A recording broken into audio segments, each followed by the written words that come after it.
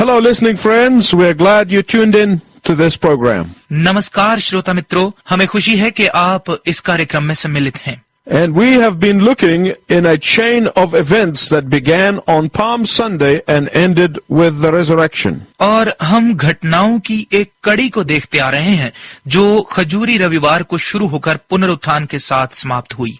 And we continue in this same chain by beginning the first of 7 words that Jesus spoke from the cross. और हम इस श्रृंखला को जारी रखेंगे उन 7 वचनों में से पहले वचन को देखते हुए जो यीशु ने क्रूस पर बोले। Every one of the 7 words are very important. इन 7 में से प्रत्येक वचन अति महत्वपूर्ण है। Let's look at the first one. आइए पहले को देखें। And I want to begin by telling you that it has to do with a certain power. और मैं आपको ये बताते हुए शुरू करना चाहता हूं कि इसका संबंध एक खास प्रकार की शक्ति से है। Many people are looking for power. बहुत सारे लोग शक्ति की तलाश में हैं।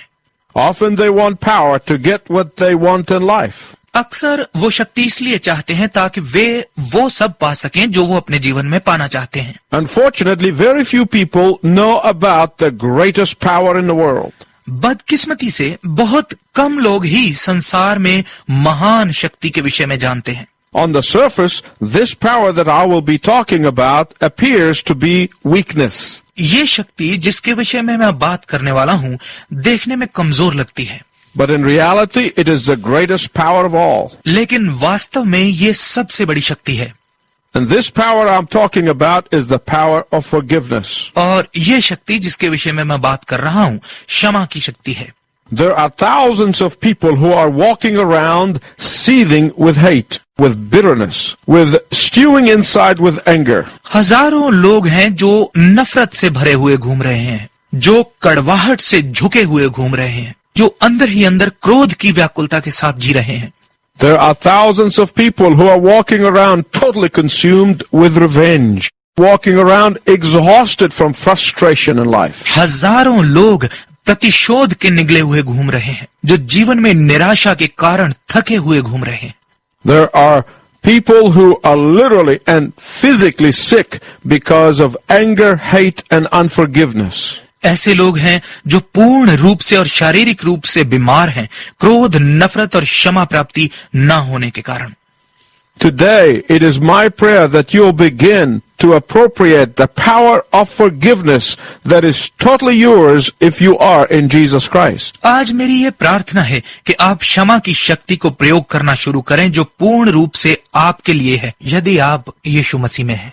For we are going to see today that when our Lord was suspended between heaven and earth on that instrument of torture, the cross, क्योंकि आज हम देखने वाले हैं कि जब हमारे प्रभु को आकाश और धरती के बीच में यातना देने वाले उस साधन क्रूस पर लटकाया गया, he said 7 things which are recorded in the scripture.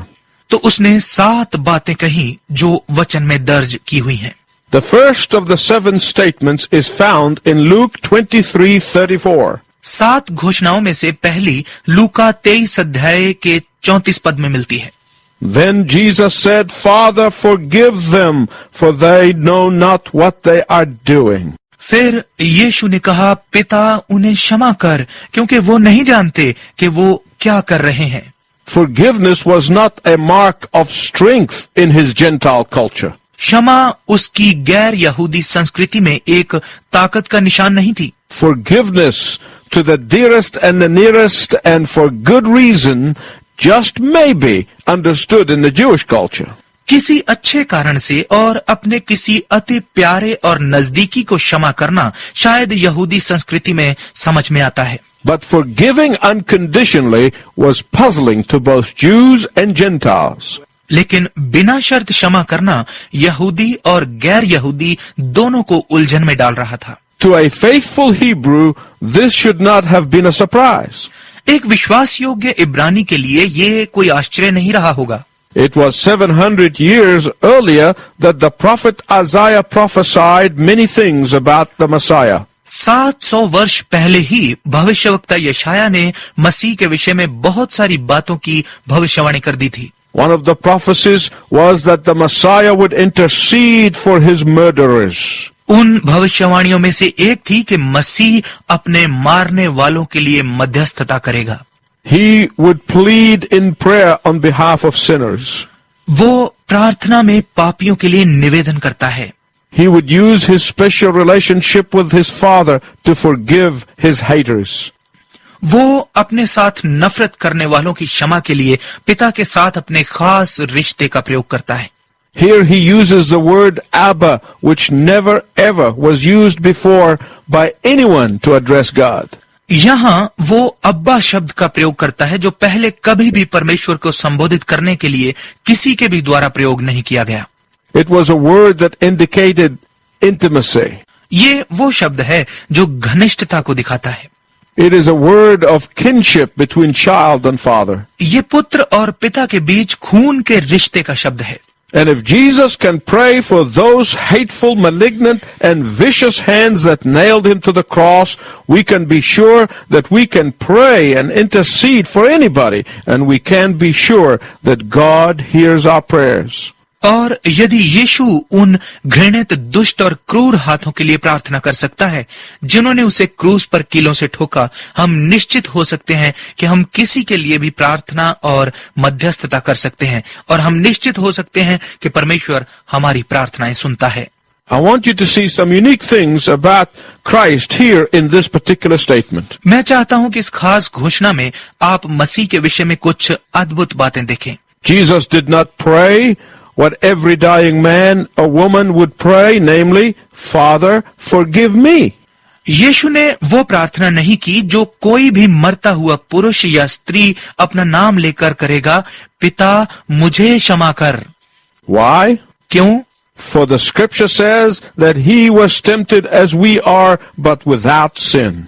क्योंकि वचन कहता है, जैसे हम पढ़ते हैं, वो भी परीक्षा में पड़ा लेकिन पाप रहित। Jesus could have prayed for deliverance from dying on the cross, or that God would have taken him quickly. यीशु क्रूस पर मृत्यु से छुटकारे के लिए प्रार्थना कर सकता था, या कि परमेश्वर ने उसे झट से उठा लिया होता। But no. लेकिन नहीं। Why? क्यों? Because what was tying Jesus to the cross were not the nails, but the undying love for you and for me. क्योंकि यीशु को क्रूस के साथ बांधकर रखने वाले कील नहीं थे, किंतु आपके और मेरे लिए उसका कभी ना मरने वाला प्यार था। Jesus did not pray, Father, avenge me. यीशु ने ये प्रार्थना नहीं की, पिता मेरा बदला ले। If there was ever injustice done anywhere in the world, it was on that day. यदि संसार में कहीं भी कभी भी कोई अन्याय हुआ तो ये उसी दिन था। Let me talk to you just for a minute. मैं एक मिनट के लिए आपसे बात करना चाहता हूँ। You may think that you are not being treated fairly. शायद आप सोचते हो कि आपके साथ ठीक व्यवहार नहीं हो रहा। You may think that you are suffering injustice. शायद आप सोचते हो कि आपके साथ अन्याय हो रहा है। Listen to what I'm going to tell you about Jesus. सुनिए जो मैं यीशु के विषय में आपको बताने वाला हूँ। He is the very God of the flesh who created all the iron in the world. That iron was used to nail him to the cross. वो बहुत गहराई से शरीर वाला परमेश्वर है जिसने संसार में संपूर्ण लोहा पैदा किया। वही लोहा उसे क्रूस पर कीलों से ठोकने के लिए प्रयोग किया गया। The very God in the flesh who created all the roses in the world, the very thorns were used to crown him. शरीर में वही परमेश्वर जिसने संसार में सब गुलाब के फूल बनाए, उसी के कांटों का उसे मुकुट पहनाया गया। The very God in the flesh who created all the wood in the world, that very wood was used to make a cross. शरीर में वही परमेश्वर जिसने संसार में संपूर्ण लकड़ी को रचा, उसी लकड़ी से उसके लिए क्रूस बनाई गई। You talk about injustice. आप अन्याय की बात करते हैं। You talk about what is fair and unfair. आप उचित या अनुचित की बात करते हैं। You talk about his rights to ask to be avenged. आप बदला लिए जाने के अधिकारों के विषय में बात कीजिए। You talk about his right to walk away from the cross. आप उसके क्रूस से इनकार करने के अधिकार के बारे में बात कीजिए। He had every right to do that. ऐसा करने का उसके पास पूर्ण अधिकार था, But he didn't. लेकिन उसने ऐसा नहीं किया। Earlier on that day, he told his men that he could call a legion of angels and they would come to deliver him. उस दिन कुछ देर पहले उसने अपने शिष्यों से कहा था कि वो स्वर्गदूतों की सेनाओं को बुला सकता है और वो उसे छुड़ाने के लिए आ जाएंगे.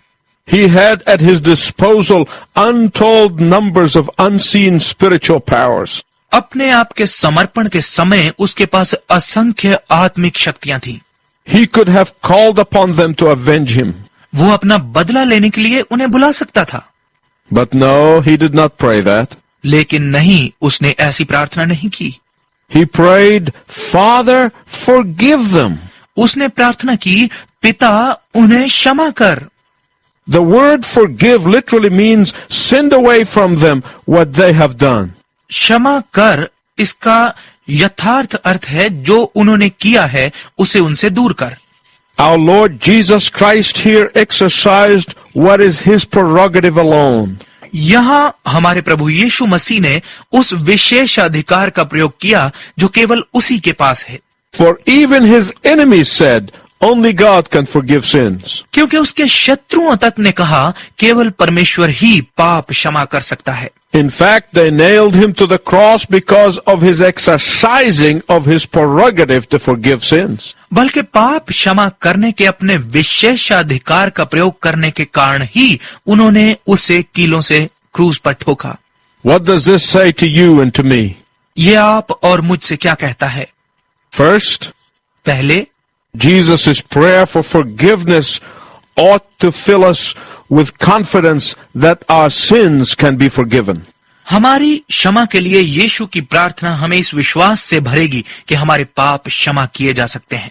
If God could forgive the cold hearts of the Roman soldiers who nailed him, यदि परमेश्वर उसे क्रूस पर चढ़ाने वाले रोमन सैनिकों के कठोर हृदयों को क्षमा कर सकता है, if God could forgive the sadistic crowd that mocked him, यदि परमेश्वर उस क्रूर भीड़ को क्षमा कर सकता है जिसने उसका तिरस्कार किया, if God could forgive all this, no one is listening to me today could say, God can't forgive me. यदि परमेश्वर ये सब क्षमा कर सकता है तो कोई भी जो आज मुझे सुन रहा है नहीं कह सकता कि परमेश्वर मुझे क्षमा नहीं कर सकता. You may say, but I have murdered people with my loose tongue. आप कह सकते हैं कि लेकिन मैंने तो अपनी गंदी जुबान से लोगों को मारा है. God could not forgive me. परमेश्वर मुझे क्षमा नहीं कर सकता. I have committed adultery against the tenderest vows that a man or a woman could make. मैंने तो किसी भी पुरुष या स्त्री के द्वारा किए जाने वाले नाजुक संकल्पों के विरुद्ध व्यभिचार किया है. You say, God cannot forgive me. आप कहते हैं परमेश्वर मुझे क्षमा नहीं कर सकता. Or I have been dishonest in my business and embezzled. God could not forgive me. या मैं अपने व्यवसाय में बेईमान और घपलेबाज रहा हूँ, परमेश्वर मुझे क्षमा नहीं कर सकता. Or I had an abortion and murdered a baby in my womb. God cannot forgive me. या मैंने भ्रूण हत्या की है और अपने गर्भ में ही एक बच्चे का कत्ल किया है, परमेश्वर मुझे क्षमा नहीं कर सकता. You could say, I have cursed God and doubted him and his power. God cannot forgive me. आप कह सकते हैं मैंने परमेश्वर की निंदा की है और उस पर और उसकी सामर्थ्य पर संदेह किया है, परमेश्वर मुझे क्षमा नहीं कर सकता. If Jesus could pray for those who were on the outer limits of sin, surely he can forgive you. यदि यीशु उन लोगों के लिए प्रार्थना कर सकता है जो पाप की हदों तक पहुंच गए थे, तो निश्चय ही वो आपको भी क्षमा कर सकता है. The other thing Jesus wanted to do was to end the vicious cycle of hate and sin. दूसरा काम जो यीशु करना चाहता था वो था नफरत और पाप के दुष्ट चक्र को समाप्त करना. When Jesus was suspended between heaven and earth, he was a magnet that drew all the hate and the viciousness and anger to himself. जब यीशु आकाश और धरती के मध्य में लटका हुआ था तो उस समय वो एक चुंबक की तरह था जिसने सारी नफरत, दुष्टता और क्रोध को अपनी तरफ खींच लिया. And God said on the cross, where anger, hurt, hate, unforgiveness and bitterness ends. और परमेश्वर ने कहा, क्रूस पर जहां क्रोध, चोट, नफरत, क्षमा ना करने की भावना और कड़वाहट समाप्त होती है। And that's what must be the response of all those who follow the Lord Jesus Christ. और उन सब का जो प्रभु यीशु मसीह के पीछे चलते हैं, अवश्य ही यही प्रत्युत्तर होना चाहिए। Why? क्यों? Because Jesus, when he hung on the cross, said, Father, forgive them, for they know not what they are doing. क्योंकि यीशु ने जब वो क्रूस पर लटका हुआ था कहा, पिता उन्हें क्षमा कर, क्योंकि वो नहीं जानते कि वो क्या कर रहे हैं। When Jesus said, forgive them, there is no telling of how wide the circle of people that was. जब यीशु ने कहा उन्हें क्षमा कर, तो बताया नहीं जा सकता कि वहां कितनी बड़ी भीड़ थी। It included the Roman soldiers. इसमें रोमन सैनिक भी शामिल थे। It included Pilate. इसमें पिलातुस भी शामिल था। It included Caiaphas, the high priest. इसमें महायाजक कैफा भी शामिल था। It included Judas, the betrayer. इसमें विश्वासघाती यहूदा भी शामिल था। It included the jeering mob. इसमें उत्तेजित भीड़ भी शामिल थी। It included all. इसमें सब शामिल थे। There is no limit to the circle that Jesus' prayer included. भीड़ के उस चक्र का कोई किनारा नहीं है जो यीशु की प्रार्थना में शामिल था। It includes you and includes me. इसमें मैं और आप भी शामिल हैं। Father, forgive them because they do not know what they're doing. पिता उन्हें क्षमा कर, क्योंकि वो नहीं जानते कि वो क्या कर रहे हैं। Well, some of you may be saying, well, wait a minute. What do you mean that they did not know what they were doing?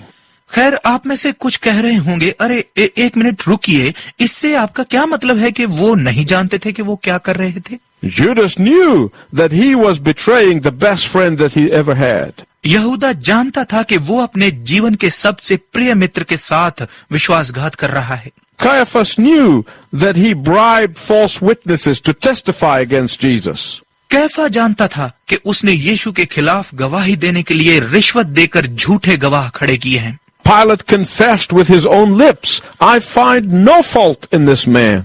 पिलातुस ने अपने होठों से इकरार किया कि मैं इस मनुष्य में कोई दोष नहीं पाता। The mob knew that they were screaming at a righteous man. भीड़ जानती थी कि वो एक धर्मी मनुष्य पर चिल्ला रहे हैं। They knew what they were doing. वो जानते थे कि वो क्या कर रहे हैं। Oh, but Jesus was saying that on the deepest level, they did not know what they were doing. ओ, लेकिन यीशु गहरे मन से कह रहा था कि वो नहीं जानते थे कि वो क्या कर रहे थे। They did not understand the enormity of what they were doing. उस घोर अपराध को वो नहीं समझते थे जो वो कर रहे थे। They did not understand the significance of what they were doing. वो उसके महत्व को नहीं समझते थे जो वो कर रहे थे। They did not know that the cross, which stood as a sign of torture, was going to become a sign of peace and victory.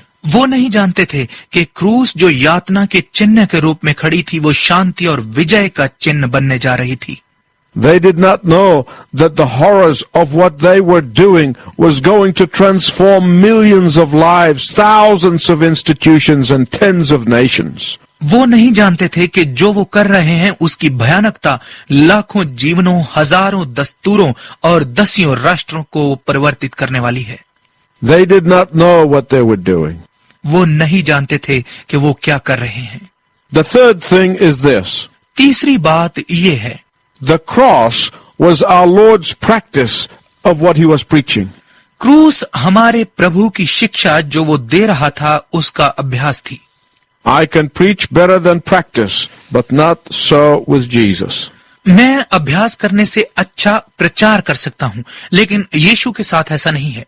Jesus said, forgive those who cross you and double cross you, and then he got up on the cross and did it. यीशु ने कहा, उन्हें क्षमा करो जो तुम्हें धोखा देते और तुम्हारे साथ चालबाजी करते हैं, और फिर वो क्रूस पर चढ़ा और ऐसा ही किया। Forgive them, for they know not what they are doing. उन्हें क्षमा कर, क्योंकि वो नहीं जानते कि वो क्या कर रहे हैं। If our Lord had taught forgiveness, then he got up on the cross and cursed, everything he taught would have been forgotten. यदि हमारे प्रभु ने क्षमा करना सिखाया और फिर क्रूस पर चढ़कर श्राप देता, तो जो कुछ भी उसने सिखाया वो भुला दिया गया होता। I know it is difficult for us to forgive others, मैं जानता हूं कि हमारे लिए दूसरों को क्षमा करना कठिन है, but that's what God is expecting of us. लेकिन यही परमेश्वर हमसे चाहता है। The forgiving spirit is the very basic spirit of the Christian man and the Christian woman. क्षमा करने का आत्मा ही एक मसीही पुरुष और एक मसीही स्त्री का मूल आत्मा है। Our Lord lived as good as he preached. हमारा प्रभु उतना ही अच्छा जिया जैसा उसने सिखाया। What Jesus did on the cross was the beginning of what he has been doing ever since. जो यीशु ने क्रूस पर किया वो उसकी शुरुआत थी जो वो शुरू से करता आ रहा है। Even now, he is making intercessions for the believers. बल्कि अब भी वो विश्वासियों के लिए मध्यस्थता कर रहा है। Even now, he is our advocate with the Father. बल्कि अब भी वो पिता के सामने हमारा वकील है। Even now, he is still forgiving again and again. यहाँ तक कि अब भी वो बार बार क्षमा कर रहा है। My listening friend, I want to ask you something. मेरे श्रोता मित्र, मैं आपसे कुछ पूछना चाहता हूँ। What about your forgiving spirit?